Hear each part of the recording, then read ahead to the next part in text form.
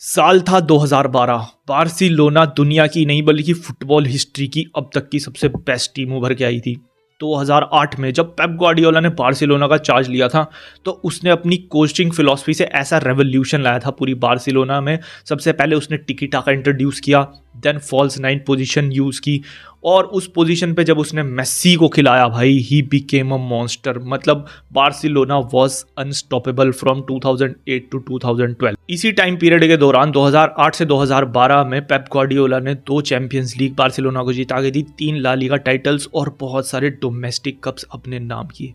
2012 वो साल था जहां पे हमने मेस्सी की अब तक की सबसे प्राइम परफॉर्मेंस देखी है, जहां पे उसने एक कैलेंडर ईयर में 90 प्लस गोल्स मारे थे। बार्सिलोना की नजर थी अपने तीसरे यूएफए चैंपियंस लीग टाइटल की तरफ, और ऐसी कोई टीम नहीं थी उस पॉइंट ऑफ टाइम पे जो बार्सिलोना की परफॉर्मेंस को मैच कर सके। इट वाज लाइक कि तीसरा यूएफए चैंपियंस लीग टाइटल भी बार्सिलोना ही जीत के ले जाएगी। But then Chelsea came into the picture. But Chelsea की उस सीजन की लीग परफॉर्मेंस बहुत ही ज्यादा एवरेज थी, इवन बिलो एवरेज थी, क्योंकि उससे पहले ईयर्स में चेल्सी एटलीस्ट टॉप 4 में फिनिश कर रही थी प्रीमियर लीग में, बट उस सीजन दे वर 6th। हुआ क्या था, 2011 में चेल्सी ने एक नया मैनेजर अपॉइंट किया था, एंद्रे विलास बोअस, और उसके आते ही चेल्सी की इतनी ज्यादा इनकंसिस्टेंट परफॉर्मेंस हुई, इतना गंदा चेल्सी खेलने लगी कि पूरा सीजन खत्म होने से पहले ही मार्च 2012 में ही, just 2 to 3 months before Champions league final, उसे चेंज कर दिया गया और उसकी जगह लेते हैं रॉबर्टो डी मैटियो, जो एज ए इंटरिम मैनेजर आए थे। रॉबर्टो डी मैटियो को लाया गया था एज अ काम चलाऊ मैनेजर की नेक्स्ट सीजन आते ही फिर हम एक नया मैनेजर ढूंढ लेंगे और इससे अभी काम चला लेते हैं। मैटियो के अंडर चेल्सी कोई लीग में बहुत अच्छा परफॉर्म तो नहीं कर रही थी, लेकिन चैंपियंस लीग में समहाउ वो सेमीफाइनल तक पहुंच गए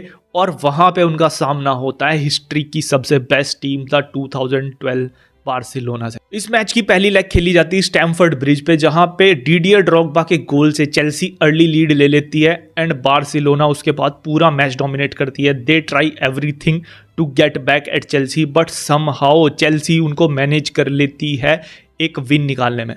फिर आता है सेकंड लेग, जो कि खेला जाना था बार्सिलोना के होम कैंप नो में, और सबको पता था कि Barcelona will dominate the game, Barcelona comeback करेगी, और ऐसा ही हुआ। बार्सिलोना ने पहला गोल अर्ली स्कोर किया through Busquets. Again Barcelona scored another goal जो कि एनिएस्ता ने मारा था, अगेन मेसी ने असिस्ट दिया था। अब एग्रीगेट का स्कोर हो गया था 2-1 in favour of Barcelona. First half end होने ही वाला था, but then out of nowhere Frank Lampard ने एक बहुत ही अच्छा असिस्ट निकाला फॉर रेमिरेस, एंड रेमिरेस की वो चिप गोल आज भी मुझे याद है भाई, बहुत ही अच्छा चिप गोल मारा था उसने, और एग्रीगेट फिर से 2-2 बराबर हो जाता है। अब क्योंकि उस टाइम पे अवे गोल वाला रूल लागू था, तो बार्सिलोना को कैसे ना कैसे करके थर्ड गोल स्कोर करना ही था, क्योंकि इवन अगर मैच ड्रॉ फिनिश होता है तो Chelsea will move on to the next round.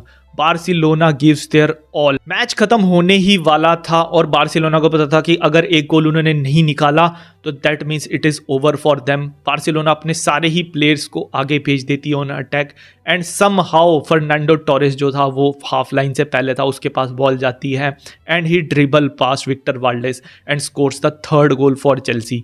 Even अगर मैच ड्रॉ भी स्कोर होता तो भी चेल्सी ही आगे जाने वाली थी। इसी के साथ चेल्सी 3-2 के एग्रीगेट से अपनी जगह सिक्योर कर लेती है फाइनल में। फाइनल में चेल्सी को टकराती है बायर्न म्यूनिख, और Bayern Munich already tournament favourites थी। क्यों? क्योंकि मैच अलियांज अरीना पे हो रहा था। वंस अगेन चेल्सी वर अंडरडॉग्स, और सबको यही लग रहा था कि बार्सिलोना को तो पता नहीं इन्होंने कैसे हरा लिया है, लेकिन बायर्न म्यूनिख ऐसी टीम नहीं है और बायर्न म्यूनिख से ये फाइनल में पिट के जाएंगे।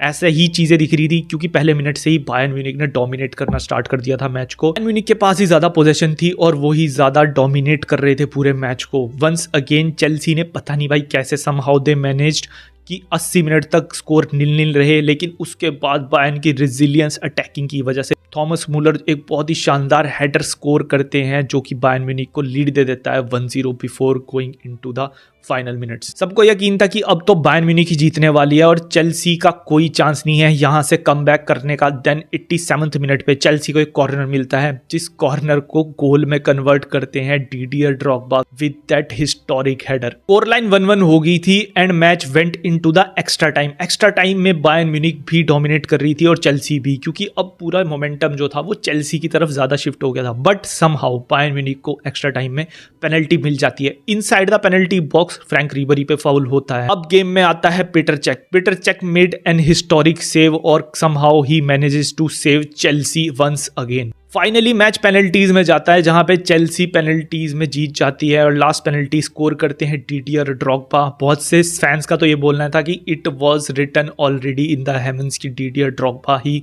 पेनल्टी लेंगे, लास्ट पेनल्टी, और वो ही मैच को जिताएंगे। अब सीधा चलते हैं 2021 में। साल था 2021। मैनचेस्टर सिटी अपनी पीक परफॉर्मेंसेस को शो करना उन्होंने स्टार्ट कर दिया था। Man city top of the table थी, प्रीमियर लीग विनर्स थे वो, और उन्होंने एक डोमेस्टिक कप भी जीता था शायद। चेल्सी वंस अगेन स्ट्रगल कर रही थी, एक एवरेज टीम दिख रही थी, मतलब they were fighting for the top 4 spots. काफी इनकंसिस्टेंट परफॉर्मेंसेस देखने को मिली थी उस सीजन चेल्सी की तरफ से, जिसके चलते फ्रैंक लैम्पार्ड जो इनका मैनेजर था उसको चेंज कर दिया गया और उसकी जगह आया थॉमस टूचल। अगर मैं गलत नहीं हूं तो थॉमस टूचल को जस्ट 2 से 3 month before the UCL final लाया गया था, और किसी ने सपने में भी नहीं सोचा था कि एक चेल्सी की टीम जो लीग में इतना ज्यादा स्ट्रगल कर रही है वो समहाउ मैनेज कर लेगी to book their place into the champions league final, वो भी उस मैनेजर के होते हुए जो अभी आया, जिसने अभी आके अपनी टैक्टिक्स भी वहां पे इवॉल्व करनी स्टार्ट नहीं की है। वंस अगेन चेल्सी वर अंडरडॉग्स और किसी को नहीं लग रहा था कि चेल्सी जीतेगी। सबका यही मानना था कि ये कैसे ना कैसे तुक्के उक्के मार के यहाँ पे पहुंच गए हैं। मैनचेस्टर सिटी वर हेविली फेवरेट्स।